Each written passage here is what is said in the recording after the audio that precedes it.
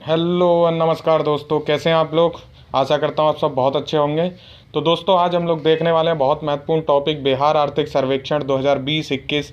बहुत महत्वपूर्ण रहने वाला है ये वीडियो। अगर आप करते हैं बिहार के किसी भी एग्ज़ाम की तैयारी, चाहे तो वो बीपीएससी 67वीं या फिर और कोई भी वनडे एग्ज़ाम्स, ध्यान से देखिएगा वीडियो अंत तक, बहुत महत्वपूर्ण रहेगा आपके प्रत्येक एग्ज़ाम के लिए। This is me Kumar Pankaj और स्वागत करता हूँ आपका हमारे यूट्यूब चैनल क्रैक नाउ पर। हार्दिक स्वागत, हार्दिक अभिनंदन आप सभी का। अगर दोस्तों आपने चैनल को अभी तक सब्सक्राइब नहीं किया है तो कर लीजिए, क्योंकि हम पढ़ाते हैं बिल्कुल फ्री और हर एक वीडियो आप तक लाते हैं बेहतर से बेहतर। आप मेरे साथ पुराने समय से जुड़े हुए हैं तो आपको पता होगा दोस्तों कि जो मेरी पीडीएफ में आपको मिलेगा ब्लू से लिखा हुआ, जैसे कि लिखा है सर्वे की खास बातें, तो जो भी ब्लू से लिखा हुआ होगा यहाँ पे पहला तारकिशोर प्रसाद, ये होता है वेरी मोस्ट इम्पोर्टेंट, यानी ये तो आपको याद रखना ही है क्वेश्चन की दृष्टि से। और जो हाईलाइटेड मिलेगा ब्लू, ये जो डॉट जो बोल्ड लेटर में है, ये काला जो ज़्यादा दिख रहा है, बोल्ड जिसको बोलते हैं, तो ये होता है महत्वपूर्ण, यानी ये भी याद रखना है आपको। और फिर उसके बाद जो लिखा हुआ मिलेगा वो सिर्फ पढ़ना है, उसकी इम्पोर्टेंट नहीं होगी ये तो, क्योंकि खास बातें हैं तो ये इम्पोर्टेंट है सारी चीज़ें। आगे वो तीसरा भी दिखेगा आपको, ठीक है। तो चलिए शुरू करते हैं। सबसे पहले उप मुख्यमंत्री जो सह वित्त मंत्री हैं तारकिशोर प्रसाद जी ने अपने कार्यकाल का पहला आर्थिक सर्वेक्षण पेश किया। ये जो सर्वेक्षण पेश किया गया है 2020-21 का, तारकिशोर प्रसाद जी के अपने कार्यकाल का पहला आर्थिक सर्वेक्षण है और इसको 15वां आर्थिक सर्वेक्षण बताया जा रहा है। तो ये भी ध्यान रखना है कि 15th इकोनॉमिक सर्वे भी है, लेकिन तारकिशोर प्रसाद जी का ये पहला आर्थिक सर्वेक्षण है, ये आपको याद रखना है। नई विधानसभा का जो गठन हुआ है बिहार राज्य में, उसकी दृष्टि से ये पहला आर्थिक सर्वेक्षण हो जाता है, तो ये बात याद रखनी है। तारकिशोर प्रसाद जी का भी अपने कार्यकाल का पहला आर्थिक सर्वेक्षण है, ये याद रखना, क्योंकि इससे पहले सुशील कुमार मोदी जी पेश कर रहे थे लगातार आर्थिक सर्वेक्षण, वो वित्त मंत्री थे, ठीक है। आर्थिक सर्वेक्षण रिपोर्ट में बिहार की विकास दर 10.5 बताई गई है, ये आपको महत्वपूर्ण है, याद रखना है, क्योंकि केंद्र की विकास दर से भी ज़्यादा रही है। तो 10.5 पूछ सकता है आपसे कि कितनी रही आर्थिक सर्वेक्षण 2019-20 के दौर में विकास दर, तो आपको याद रखना है 10.5%। अच्छा, आर्थिक सर्वेक्षण क्या होता है? तो आर्थिक सर्वेक्षण होता है पिछले एक वर्ष की उपलब्धियों का वर्णन होता है सरकार की। तो इसलिए आपको याद रखना है जो 20-21 हम बोल रहे हैं, इसमें जो ये डेटा होगा ये 2019-20 की सारी उपलब्धियों का वर्णन है। कई बार आर्थिक सर्वेक्षण में लोग कन्फ्यूज होते हैं, तो ये बात आपको याद रखनी है कि पिछली एक पूरे साल का विवरण होता है और बजट जो होता है वो आगामी एक साल का अनुमान होता है, ठीक है। ये आगामी एक साल का होता है, सर्वेक्षण पिछले साल का होता है। तो वर्तमान समय में 2021 चल रहा है, तो हमें किस चीज़ों का हम देख रहे हैं? हम देख रहे हैं 19-20 का पूरा, ठीक है।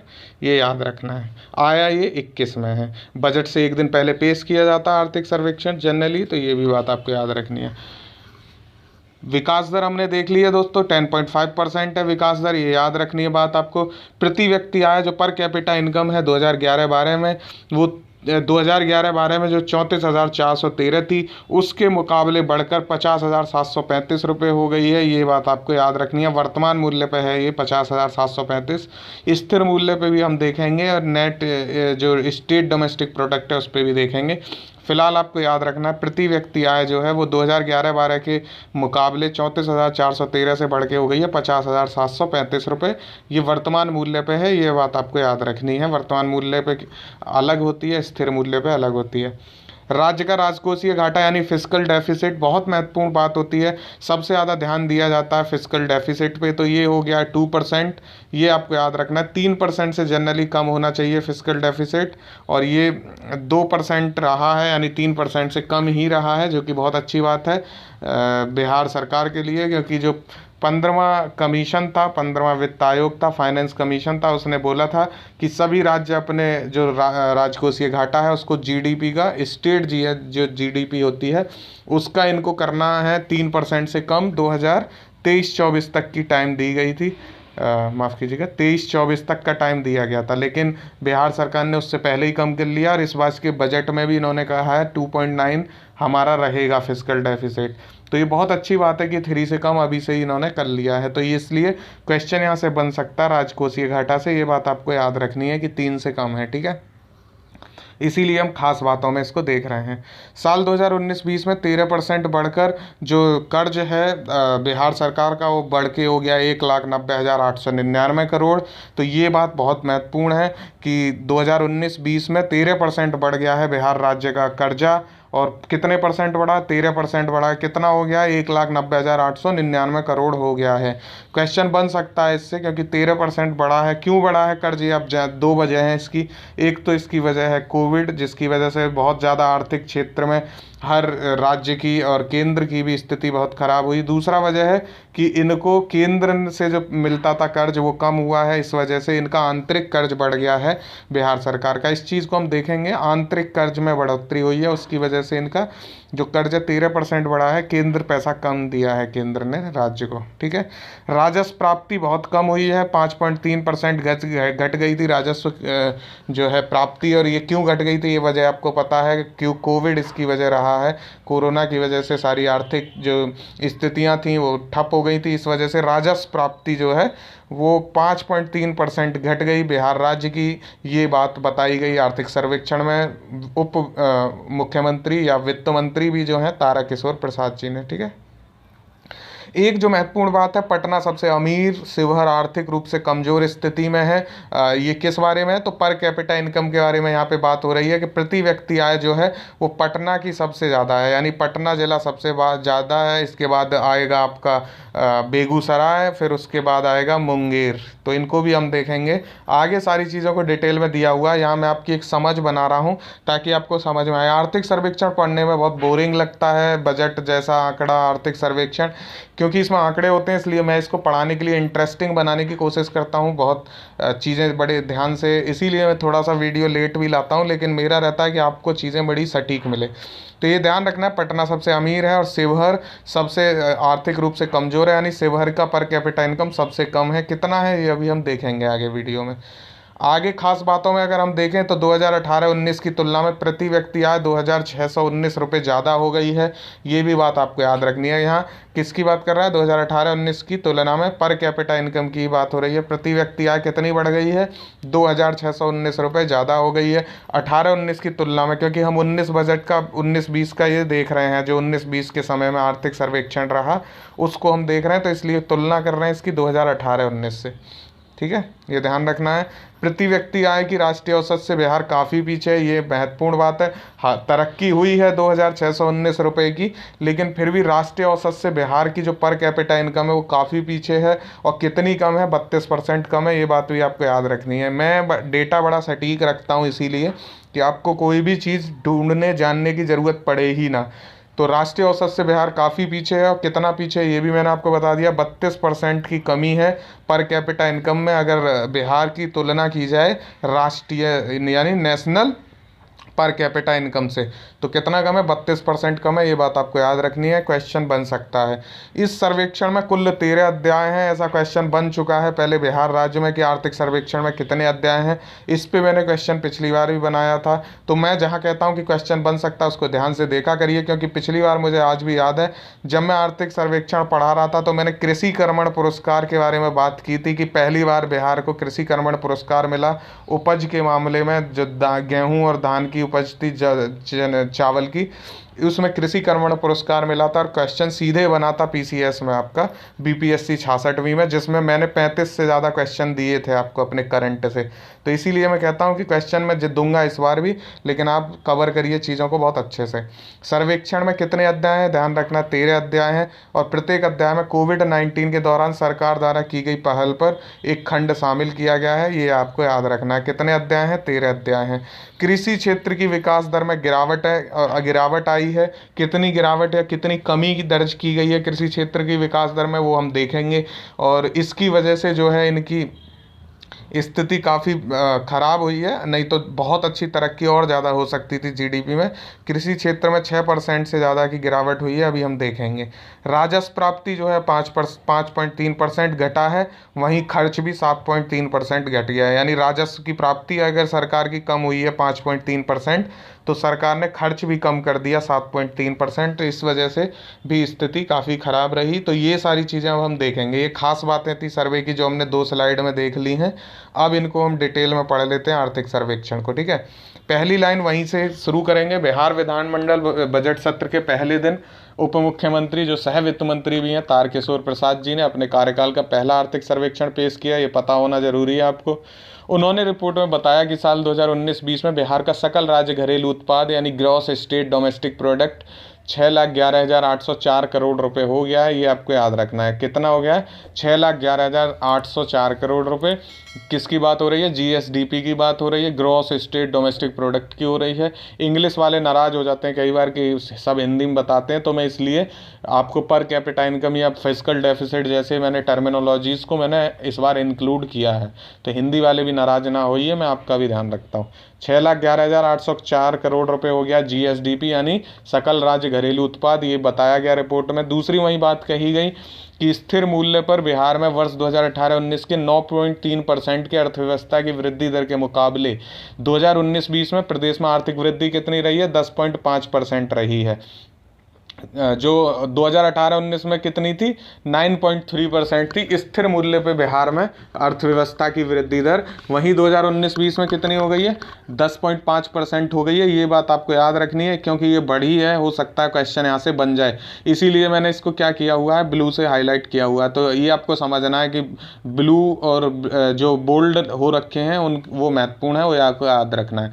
अच्छा, आर्थिक वृद्धि जो 10.5% हो गई है बढ़ के 9.3% से, वो क्यों हो गई है? इसकी वजह क्या है? तो तृतीय क्षेत्र में अधिक वृद्धि है यानी सेवा क्षेत्र में अधिक वृद्धि है, इसकी वजह की आर्थिक वृद्धि दर 10.5% हो गई 2019-20 में। तृतीय क्षेत्र में यानी सेवा क्षेत्र में वृद्धि कितनी हुई है? 11.2% हुई है। उसकी वजह से जो कुमुलेटिव आर्थिक वृद्धि दर है वो कितनी हो गई है? 10.5% हो गई है, क्योंकि हमने बताया कृषि क्षेत्र में गिरावट आई है, तो इसकी वजह से फिर भी 10.5% हो गई आर्थिक वृद्धि दर। ये आपको बात याद रखनी है, ये महत्वपूर्ण है, बाकी चीज़ें तो हम अभी आगे देखेंगे ही। राज्य का सकल राजकोषीय घाटा कितना है? वेरी मोस्ट इंपॉर्टेंट क्वेश्चन बन जाता है। 2% दर्ज किया गया सकल राजकोषीय घाटा। जीएसडीपी में कृषि क्षेत्र की हिस्सेदारी 18.7% है। ये दोनों बातें आपको याद रखनी है, ठीक है।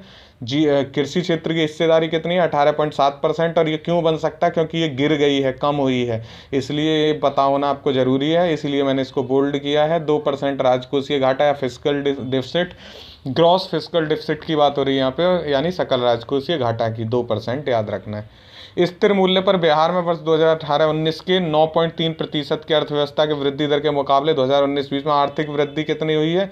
10.5%। ये वही पुरानी बात फिर से रिपीट हुई है, लेकिन ये एक दो बार मैं जानबूझ के भी रख देता हूँ क्योंकि ये आपका रिवीजन हो जाता है, तो इससे थोड़ा इरिटेट नहीं होइएगा कि एक चीज़ को 2 बार लिखा हुआ है, इसीलिए लिख देता हूँ जानबूझ के कि आपकी चीज़ें रिवाइज हो जाएँ।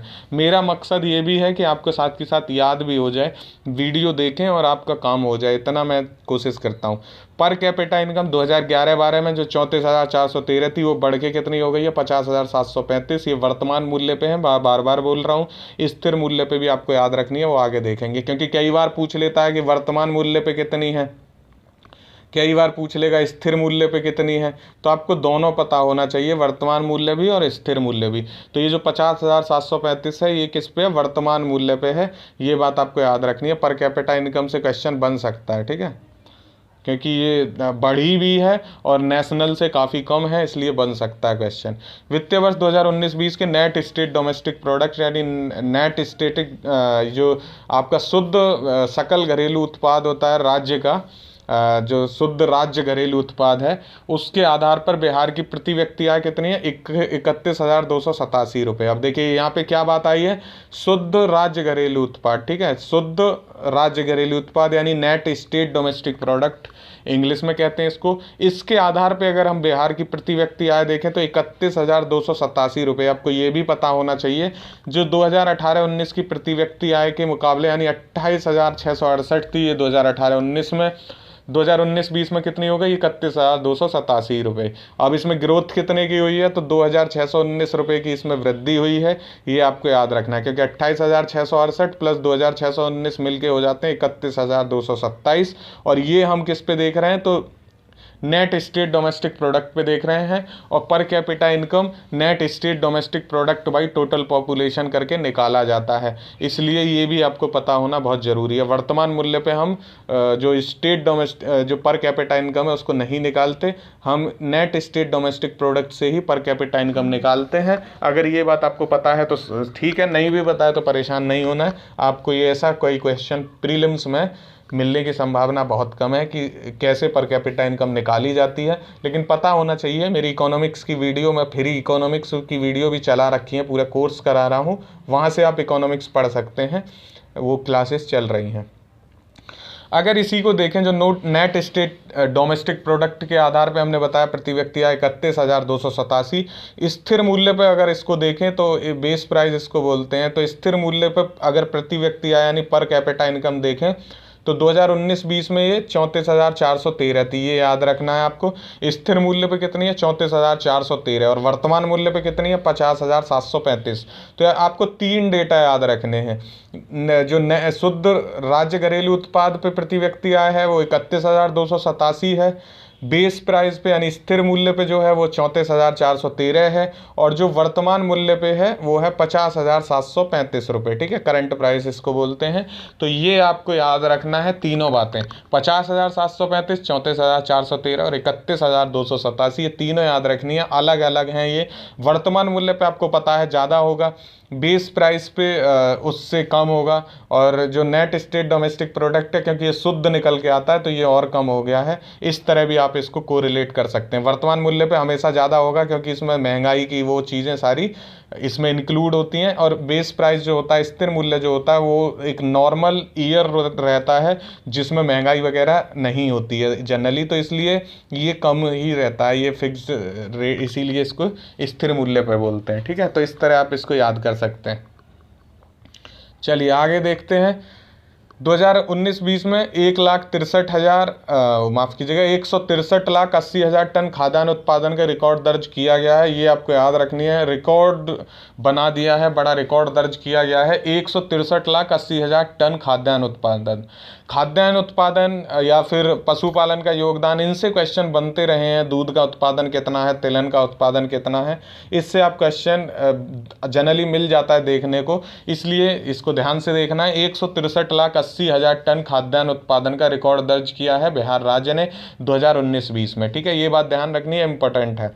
पशुपालन का योगदान अगर हम देखें तो 6% रहा है। किसकी बात हो रही है? ग्रॉस स्टेट जीडीपी की हो रही है, माफ़ कीजिएगा स्टेट जीडीपी की। ठीक है, जीडीपी बोलते हैं इसको। तो इसमें पशुपालन का योगदान कितना है? 6% है। दूध का उत्पादन कितना हुआ है? तो 104 लाख टन हुआ है, ये आपको याद रखना है, ये भी महत्वपूर्ण है। दूध का उत्पादन 104 लाख टन 2019-20 के समय में।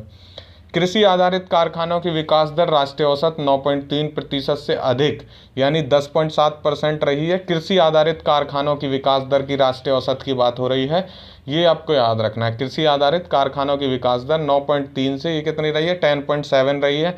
ये कहीं कहीं 11 भी दिखा रहा है, तो इसको आप एक बार क्रॉस चेक कर लीजिएगा, इसीलिए मैंने इस पर स्टार लगा दिया है। कहीं कहीं 11.7 भी है, लेकिन बहुत कम जगह मिला है, एक्चुअल जगह ये डेटा मिल नहीं पाया है। लेकिन आप 10.7% ही याद रखिए, लेकिन फिर भी आप इतनी जहमत उठा सकते हैं कि आप इसको क्रॉस चेक कर पाएँ तो कर लीजिएगा, हालांकि क्वेश्चन इससे बनेगा नहीं। ठीक है, आगे देखते हैं। आर्थिक सर्वेक्षण रिपोर्ट के अनुसार 2019-20 में बिहार की अर्थव्यवस्था को मजबूती देने वाले कृषि, वानिकी, मत्स्यिकी में 6% की कमी देखी गई है। यानी कृषि और उससे संबंधित क्षेत्र जो होते हैं, जैसे कृषि हो गया, वानिकी और लट्ठ उत्पादन हो गया, मत्स्यिकी हो गया, तो इसमें 6% की कमी देखी गई है। वहीं पथ परिवहन और उससे संबंधित सेवाओं में तेजी देखी गई है। यानी पथ परिवहन से संबंधित सेवा क्षेत्र में हमने बताया आपको 11.2% की वृद्धि रही है, तो इसमें वृद्धि हुई है पथ परिवहन और सेवाओं में। तो ऐसे करके आप जब लिंक कर पाएंगे ना किसी चीज़ को, तो पढ़ना बड़ा आसान हो जाता है। अलग से एक एक फैक्ट्स को नहीं रटना होता है। जैसे हमने देखा कृषि क्षेत्र में कमी हुई है, तो कृषि क्षेत्र का मतलब क्या हो गया? उसमें मत्स्यिकी भी हो गया, कृषि वानिकी भी हो गया, ये सब हो गया ना। तो 6% की कमी इसमें देखी गई। पथ परिवहन, क्योंकि ये सेवाओं से संबंधित बात है, तो इसमें तो वृद्धि होगी ही। अब देख लेते हैं बिजली, गैस या जलापूर्ति सेवा में 20.3% की जो योगदान रहा है स्टेट जीडीपी में। सेवाओं में हम देख रहे हैं, ये ध्यान रखना है आपको। और प्रसारण सेवा में 11.7%। ठीक है। पथ परिवहन में 5.2%, लोक प्रशासन में 11.3% का योगदान रहा है। ये आपको याद रखना है, क्वेश्चन बनने की संभावना बहुत ज़्यादा नहीं है, फिर भी आपको पता होना चाहिए, क्योंकि अगर इन्होंने अलग करके दिखाया है तो हो सकता है क्वेश्चन भी बना दें। आंकड़े से बिहार में क्वेश्चन बनते भी रहे हैं तो कोई बहुत बड़ी बात है नहीं। सर्वेक्षण में संभावना जताई गई कि प्राथमिक क्षेत्र में वृद्धि की क्षमता से राज्य को आने वाले वर्षों में अधिकतम विकास दर्ज करने में मदद मिलेगी। प्राथमिक क्षेत्र में क्या है, यही कृषि, वानिकी, मत्स्यिकी और लट्ठ उत्पादन वाला जो क्षेत्र है, यही प्रथम प्राथमिक क्षेत्र है, क्योंकि इसमें 6% की गिरावट आई है, कमी आई है। तो ये कह रहे हैं अगर इसमें वृद्धि हो गई तो हम और अच्छी वृद्धि कर पाएंगे, ऐसा इन्होंने संभावना जताई है, जो कि बात ठीक भी है। अगर वहाँ पे वृद्धि होगी तो अब ऑब्वियसली और अच्छी विकास होगा बिहार राज्य का। रिपोर्ट के अनुसार बिहार में बिजली उत्पादन की क्षमता अब 6073 मेगावाट हो गई है। ये बात आपको याद रखना है, इम्पोर्टेंट है। बिहार सरकार ने लगातार बिजली उत्पादन में बहुत अच्छा प्रदर्शन किया है, लगातार ये तरक्की करते जा रहे हैं, नई नई सेवाएं बिजली क्षेत्र के लिए दे रहे हैं, तो क्वेश्चन यहाँ से बनने की संभावना बहुत ज़्यादा है। 6073 मेगावाट हो चुकी है। प्रति व्यक्ति खपत भी इन्होंने बताई है 332 यूनिट प्रति व्यक्ति खपत है, यानी एक व्यक्ति जो है वो 332 यूनिट खर्च करता है, ऐसा इन्होंने कहा है बिहार सरकार ने आर्थिक सर्वेक्षण में। आपको उत्पादन की क्षमता याद रखनी है, इंपॉर्टेंट है, 6073 मेगावाट। हो सकता है डायरेक्ट क्वेश्चन पूछ ले। खपत भी याद रखनी है, 332 यूनिट प्रति व्यक्ति, ठीक है। सर्वेक्षण रिपोर्ट के अनुसार 2018-19 में राज्य में ग्रामीण बेरोजगारी 9.8% और शहरी बेरोजगारी दर 10.4% दर्ज की गई है। ये बात भी आपको याद रखनी है, ग्रामीण बेरोजगारी दर। और ये कब के आंकड़े हैं, 2018-19 के आंकड़े, 9.8% और 10.4%। को पूछेगा नहीं क्वेश्चन, बट पता होना जरूरी है। कोरोना काल में जनवरी 2021 तक के ये डेटा हैं। कोरोना काल में 2021 तक जनवरी 21 तक प्रति 10 लाख आबादी पर कोरोना जांच का जो आंकड़ा था वो 1.65 लाख रहा है, यानी 10 लाख की आबादी पर कोरोना जांच का आंकड़ा कितना है, 1.65 लाख। पूछेगा नहीं, फिर भी रख दिया है मैंने।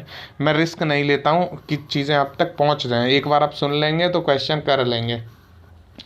राज्य में शिक्षा पर खर्च किया गया 17.3%, स्वास्थ्य पर खर्च किया गया 21.4%। ये महत्वपूर्ण है, काफ़ी ज़्यादा खर्च है शिक्षा और स्वास्थ्य पे, इसलिए ये आपको खर्चा पता होना चाहिए राज्य सरकार ने कितना किया है। तो शिक्षा पे किया है 17.3% और स्वास्थ्य पे किया 21.4%। ये भी बात आपको याद रखनी है। रिपोर्ट के अनुसार राज्य में प्रति व्यक्ति की औसत आयु, यहाँ ध्यान रखना है औसत आयु है, राष्ट्रीय औसत आयु से 0.3 वर्ष कम है, ठीक है। राष्ट्रीय औसत आयु से बिहार की कम है कितनी, 0.3 वर्ष। तो कितना है बिहार की, 69.1 वर्ष, यानी राष्ट्रीय कितनी हो गई, 69.4 हो गई।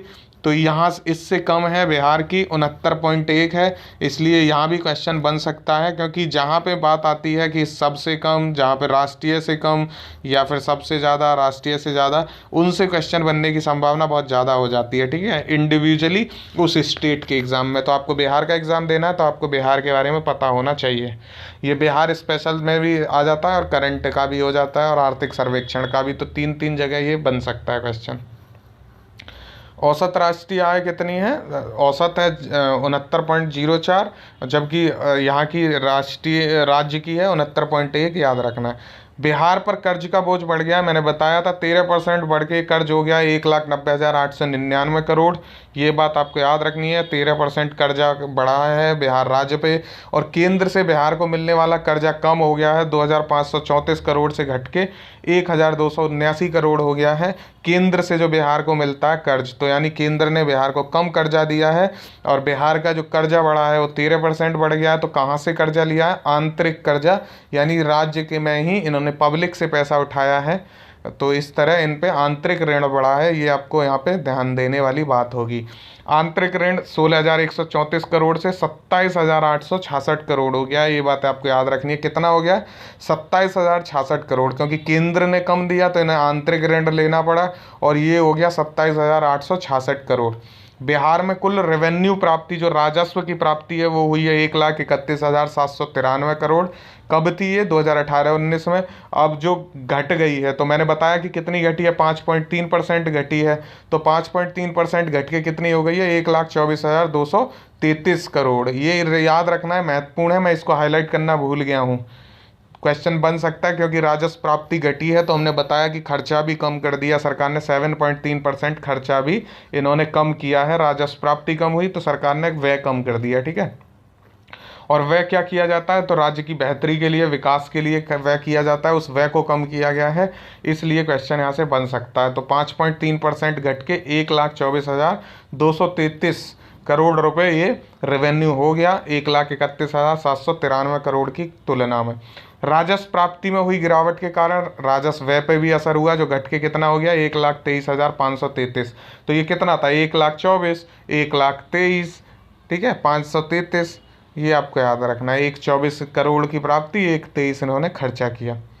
राज्य का बजट अधिशेष इस बार 2004-05 के बाद अपने न्यूनतम स्तर पे, ये बात याद रखनी है, महत्वपूर्ण है, वेरी वेरी मोस्ट इम्पोर्टेंट, कि बजट अधिशेष जो है इनका बहुत कम हो गया है, न्यूनतम स्तर पे पहुंच गया, जो 2004-05 के बाद अपने न्यूनतम स्तर पे है बजट अधिशेष 699 करोड़। और बजट अधिशेष आप कैसे निकालेंगे, 124,233, 123,533, इसी में 699 करोड़ बजट अधिशेष, बाकी कुछ मिसलेनियस होते हैं, तो इस तरह आप इसको याद रख सकते हैं। 699 करोड़ इन पे बजट अधिशेष है सिर्फ, जो सबसे न्यूनतम स्कोर पे है 2004-05 के बाद। तो यहाँ से क्वेश्चन बन सकता है, इंपॉर्टेंट है, ये बात आपको याद रखनी है। राज्य सरकार को पुलिस प्रशासन ने अनुमान से ज़्यादा राजस्व जुटा के दिया है, और इसकी वजह क्या रही है, तो आपको पता है इतने ज़्यादा चालान कटे हैं मास्क ना पहनने की वजह से। तो पुलिस प्रशासन ने अनुमान से बहुत अधिक राजस्व जुटा के दिया है बिहार सरकार को। आप देख पाएंगे, ये आंकड़े भी मैंने रख के दिखाए हैं ताकि आप समझ पाएँ।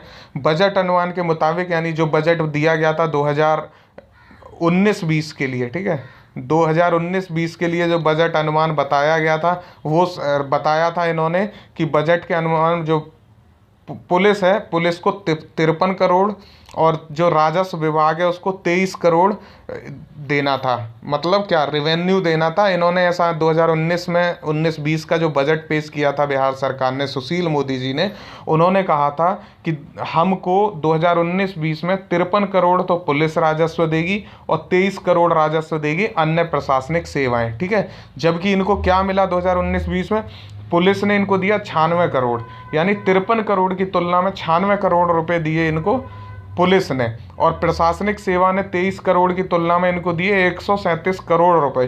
तो कितना ज़्यादा राजस्व की प्राप्ति इन दोनों क्षेत्रों ने इनको दी है। इसलिए राजस्व की प्राप्ति फिर भी इनको कई जगह इनको स्थिति संभल गई कि जो हम देख रहे हैं राजस्व प्राप्ति 5.3% कम हुई है। अगर ये भी कम देते तो दिक्कत ज़्यादा हो जाती, लेकिन चालान काट के या दूसरी अन्य स्थितियों के द्वारा 96 करोड़ दिए हैं बिहार पुलिस ने, और 137 करोड़ दिए अन्य प्रशासनिक सेवाओं ने राजस्व व्यय की प्राप्ति में योगदान अपना। डायरेक्ट कर यानी प्रत्यक्ष टैक्स जो होता है, डायरेक्ट कर, ठीक है, डायरेक्ट टैक्स या प्रत्यक्ष कर में सबसे अधिक राजस्व दिया 2,713 करोड़ वाहन कर से सरकार को मिला है। किससे? वाहन कर से। प्रत्यक्ष टैक्स की बात हो रही है, प्रत्यक्ष कर की बात हो रही है। तो 2,713 करोड़ वाहन कर से सरकार को मिला है, जबकि विद्युत शुल्क मिला है 440 करोड़ रुपए। ये नहीं पूछेगा, यहाँ से क्वेश्चन बनने की उम्मीद है। फिर भी सबसे अधिक झटका जो लगा सरकार को भूमि राजस्व कर से मिला है, यानी भूमि राजस्व कर पे इनका अनुमान था कि 1100 करोड़ इनको मिलेंगे, लेकिन मिला इनको 440 करोड़। तो इस तरह इनको सबसे ज़्यादा झटका लगा सरकार को भूमि राजस्व कर में। इन्होंने अनुमान लगाया था 1100 करोड़ मिलेंगे, मिले इनको 440 करोड़। इस तरह इनको यहाँ बहुत बड़ा झटका लग गया। छोटा सा झटके से उबारा इन दो क्षेत्रों ने, लेकिन फिर भी कहाँ 1104 करोड़ की जगह 440 करोड़, यानी ऑलमोस्ट लमसम 660 करोड़ रुपए का इनको यहाँ लॉस चला गया। इसकी वजह से इनको झटका लगा। अब देखते हैं आर्थिक सर्वेक्षण की बहुत महत्वपूर्ण एक चीज़। आर्थिक सर्वेक्षण 2019-20 में 38 जिलों की रैंकिंग की गई। ये पर कैपिटा इनकम के मामले में है ये रैंकिंग, जहां राज्य में प्रति व्यक्ति आय 31,287 रुपये थी। ये किस तरीके से 31,287, ये आपको बताना है मेरे को कि ये कौन से प्राइस पे। अभी आप कमेंट करेंगे बिना पीछे मुड़े, बिना पीछे देखे कि 31,227 जो है वो कौन से मूल्य पे, वर्तमान मूल्य पे है, नेट स्टेट डोमेस्टिक प्रोडक्ट पे है, या स्थिर मूल्य पे है। ये कौन सा है 31,287? ये आपको आंसर क्वेश्चन पहला, क्वेश्चन 1 का आपको आंसर करना है कमेंट में। बिल्कुल भी इग्नोर मत करिएगा, क्वेश्चन बनते हैं जो मैं पूछता हूं वहां से, ठीक है। क्योंकि अब इन्होंने रैंकिंग दी है तो पटना सबसे अमीर बना है, जहां प्रति व्यक्ति आय कितनी है, 1,12,604 रुपये प्रति व्यक्ति आय, काफ़ी ज़्यादा, 1,12,604 रुपये। पटना सबसे अमीर है प्रति व्यक्ति आय में, ये बात आपको याद रखनी है। दूसरे नंबर पे है बेगूसराय, बेगूसराय की प्रति व्यक्ति आय है 45,540 रुपये। मुंगेर तीसरे नंबर पे है और यहाँ है 37,385 रुपये। तो पहले और दूसरे में आप कितना डिफरेंस देख पा रहे हैं, 1,12,604, कहाँ 45,540। तो सबसे ज़्यादा जो कमाने वाले लोग हैं वो सब पटना में ही रहते हैं, ऐसा लग रहा है देखने में। तो पटना सबसे राजधानी भी है, इसलिए भी एक वजह है कि यहाँ पे इतना ज़्यादा है, लेकिन बहुत ज़्यादा फ़र्क है, असमानता आप देख पा रहे हैं। 1,12,604 और यहाँ देखिए 17,569, ऑलमोस्ट लम सम 95,000 से ज़्यादा का यहाँ पे देखिए जो डिफरेंस है। लेकिन शिवहर बहुत ग्रामीण क्षेत्र में भी आता है, ग्रामीण जिला है काफ़ी, फिर भी इतना ज़्यादा विषमता दिखाती है स्थिति आज भी भारत की, कि भारत कहाँ बसता है, गाँवों में। पटना सबसे अमीर है, बेगूसराय दूसरे पे याद रखना है, मुंगेर तीसरे पे है, ये 1,12,000, 45,540, 37,385। सबसे अंतिम जो है वो है शिवहर, आर्थिक रूप से सबसे कमज़ोर जिला है। शिवहर में प्रति व्यक्ति आय मैंने बता दिया आपको 17,569 रुपये। तो ये था आज का आर्थिक सर्वेक्षण, आज के लिए बस इतना ही। कैसा लगा वीडियो ज़रूर बताइएगा आप। और आपको एक क्वेश्चन और आंसर करना है, वो मैं भूल गया आंसर क्वेश्चन लेना आपसे, कि तिलहन उत्पादन कितना किया है। मैंने खाद्यान्न उत्पादन आपको बता दिया है, तिलहन उत्पादन आप कमेंट करके आप मेरे को बताएंगे। ये है आपका क्वेश्चन नंबर 2, तिलहन उत्पादन आपको बताना है। इग्नोर मत करिएगा, क्वेश्चन बन सकता है तिलहन उत्पादन से। ये आपके लिए मैं छोड़ता हूँ आज एक और दूसरा क्वेश्चन। तो ये 2 क्वेश्चन में से आपको आंसर करना है। और कैसी लगी वीडियो ये भी आपको बताना है। दोस्तों के साथ शेयर जरूर करिएगा। PDF आपकी इसको मिल जाएगी टेलीग्राम पे, और टेलीग्राम का जो लिंक है वो आपको डिस्क्रिप्शन बॉक्स में नीचे मिल जाएगा। टेलीग्राम होगा, वहाँ लिंक होगा, लिखा होगा टेलीग्राम, उसके आगे होगा लिंक, उस लिंक से आप पहुँच जाइए टेलीग्राम चैनल पे, वहाँ PDF आपको मिल जाएगी इसकी, ठीक है। तब तक के लिए पढ़ते रहिए। All the very best, thank you so much, जय हिंद।